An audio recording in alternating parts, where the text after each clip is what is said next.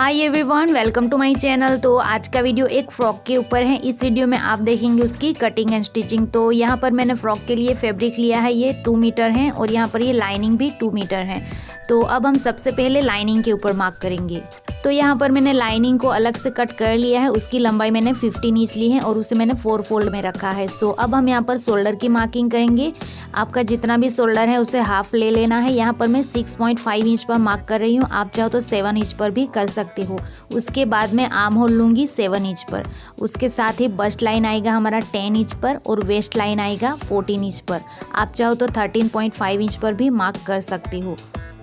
जैसे मैंने यहाँ पर 13.5 इंच पर मार्क कर लिया है। अब हमें यहाँ पर लाइन ड्रॉ कर लेनी है। तो यहाँ पर मैंने सारी लाइन ड्रॉ कर ली है। अब मैं यहाँ पर नेक की मार्किंग करूँगी। यहाँ पर मैं बोट नेक की मार्किंग कर रही हूँ। तो बोट नेक में 4 इंच पर मार्क करूँगी। यहाँ पर आपको गले की विड्थ ज़्यादा चाहिए तो आप 4.5 इंच पर भी कर सकते हो, लेकिन मुझे ज़्यादा नहीं चाहिए तो यहाँ पर मैं 4 इंच पर मार्क कर लूँगी। उसके बाद मैं गले की डीपनेस लूँगी 3.5 इंच। अब हमें यहाँ पर एक बॉक्स ड्रॉ कर लेना है। उसके बाद हमें यहाँ पर गले को इस तरह से मार्क कर लेना है अच्छे से। तो यहाँ मैंने मार्किंग कंप्लीट कर ली है। अब हमें आर्म होल को ड्रॉ करना है। तो उसके लिए हमें यहाँ पर कोने पर 1 इंच जितना मार्क कर लेना है। उसके बाद हमें आर्म होल को ड्रॉ कर लेना है इस तरह से। अब लूँगी मैं राउंड मेज़रमेंट, तो हमें उसे 4 से डिवाइड करके रखना है। तो मेरा राउंड मेज़रमेंट है 32 इंच, तो उसका 4 से डिवाइड करने पर आएगा 8 इंच। और वेस्ट मेज़रमेंट है 28 इंच, तो उसका 4 से डिवाइड करने पर आएगा 7 इंच। तो यहाँ पर मैं 7 इंच पर मार्क कर लूँगी। अब हमें यहाँ पर लाइन ड्रॉ कर लेनी है और एक्स्ट्रा कपड़ा छोड़ते हुए दूसरी लाइन ड्रॉ कर लेनी है। सो अब मैं यहाँ पर उसे कट कर लूँगी। तो यहाँ पर मैंने कटिंग को कंप्लीट कर लिया है। अब हमें यहाँ पर इसी फैब्रिक को रखते हुए स्टिच करना है। तो यहाँ पर मैंने मेन फैब्रिक को ले लिया है, ये 4 फोल्ड में है इस तरह से। अब हम उसे कट नहीं करेंगे, उसके ऊपर हम लाइनिंग को जो कट किया है उसे ही रखते हुए स्टिच करेंगे। तो सबसे पहले हमें मेन फैब्रिक को रखना है, उसे सीधा रखना है। उसके बाद उसके ऊपर इस तरह से लाइनिंग को रख लेना है। अब पूरे में हमें पिन अप कर लेना है इस तरह से। उसके बाद जहाँ पिन अप किया है वहाँ पूरे में इस तरह से उसे स्टिच कर लेना है। सो यहाँ पर मैंने स्टिचिंग को कंप्लीट कर लिया है। अब एक्स्ट्रा फैब्रिक को कट कर लेना है। अब हमें उसे पलटा के सीधा कर लेना है और अच्छे से प्रेस कर लेना है। तो यहाँ पर मैंने प्रेस कर लिया है। अब हम यहाँ पर घेरे को अटैच करेंगे। तो मैंने घेरे को इस तरह से रेडी कर लिया है। उसकी लंबाई मैंने 24 इंच ली है। मैंने सीधा ही कपड़ा कट किया है। उसके बाद यहाँ पर गेदर्स डाल के उसे रेडी कर लिया है और उसके बाद मैंने नीचे के साइड में लाइनिंग को अटैच कर लिया है। तो इस तरह से मैंने ये घेरे को रेडी कर लिया है। अब हम यहाँ पर घेरे को अटैच करेंगे। तो यहाँ पर मैंने लाइन ड्रॉ कर ली है शोल्डर से 13.5 इंच पर। यहाँ पर मार्किंग अच्छे से दिख नहीं रही, यहाँ पर 13.5 इंच पर मार्क किया है। आप चाहो तो 14 इंच पर भी कर सकते हो। अब हमें यहाँ पर घेरे को उल्टा रख लेना है इस तरह से। उसके बाद यहाँ पर सिलाई करके उसे अटैच कर लेना है। तो यहाँ पर मैंने घेरे को अटैच कर लिया है। अब मैं यहाँ पर शोल्डर को अटैच कर लूँगी।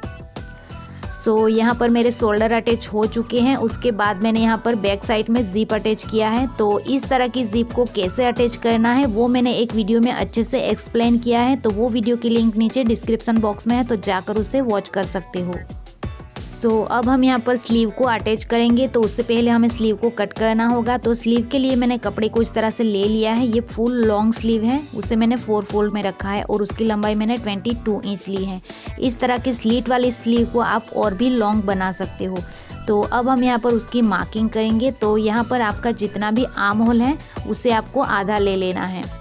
तो मेरा आर्म होल है 14 इंच, तो मैं यहाँ पर 7 इंच पर मार्क कर लूँगी इस तरह से। अब इसी पॉइंट के नीचे हमें 3 इंच पर मार्क कर लेना है। तो आप देख रहे हो इस तरह से मैंने मार्क कर लिया है। अब यहाँ से उसे ड्रॉ कर लेना है। तो ये बहुत ही सिंपल तरीका है स्लीव को कट करने का। अब मैं यहाँ से उसे कट कर लूँगी। तो यहाँ पर मैंने स्लीव की कटिंग को कंप्लीट कर लिया है। अब हमें यहाँ पर स्लीव को अटैच कर लेना है। तो जैसे नॉर्मली स्लीव को अटैच करते हैं वैसे ही इस तरह से उसे अटैच कर लेना है। तो यहाँ पर मेरी स्लीव अटैच हो चुकी है। अब यहाँ पर शोल्डर से जहाँ हमारा एल्बो है वहाँ तक हमें उसे कट कर लेना है। तो अब मैं यहाँ पर ये स्लीव को इस तरह से हाफ कट कर लूँगी। तो आप यहाँ पर देख रहे हो मैंने फिटिंग कर लिया है और यहाँ पर स्लीव को कट कर लिया है। शोल्डर से मैंने 10 इंच पर उसे कट कर लिया है। उसके बाद मैंने जो स्लीव को कट किया था उसकी किनारी को इस तरह से मोड़ के सिलाई कर ली है पूरा ही। तो अब हम यहाँ पर वापस से उसे अटैच करेंगे। तो यहाँ पर उसे अटैच करना है, लेकिन ये जो स्लीट वाली साइड है वो हमारी इस तरह से शोल्डर की साइड में रहनी चाहिए। तो इस तरह से हमें वापस से उसे रख कर यहाँ पर अटैच कर लेना है। तो यहाँ पर मैंने स्लीव को इस तरह से अटैच कर लिया है और यहाँ पर मैंने छोटा सा बो बना के यहाँ पर अटैच किया है। आप चाहो तो इस तरह से उसे डिज़ाइन कर सकते हो या फिर स्किप भी कर सकते हो। जहाँ पर हमारी स्लीट आएगी वहाँ पर मैंने इस तरह से बो को अटैच कर लिया है।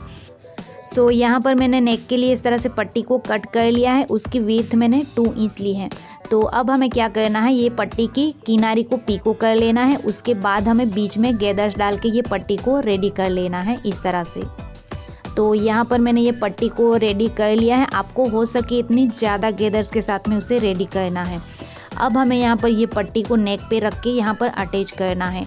तो हमें यहाँ पर जिप को खोल लेना है और यहाँ से उसे स्टार्ट करना है अटैच करना और यहाँ पर आके उसे ख़त्म करना है। सो यहाँ पर मैंने ये पट्टी को अटैच कर लिया है। आप यहाँ पर देख ही रहे हो, ये ज़्यादा गैदर्स वाली पट्टी का लुक कुछ इस तरह से आया है। सो इसी के साथ ये फ्रॉक का पूरा स्टिचिंग कंप्लीट होता है।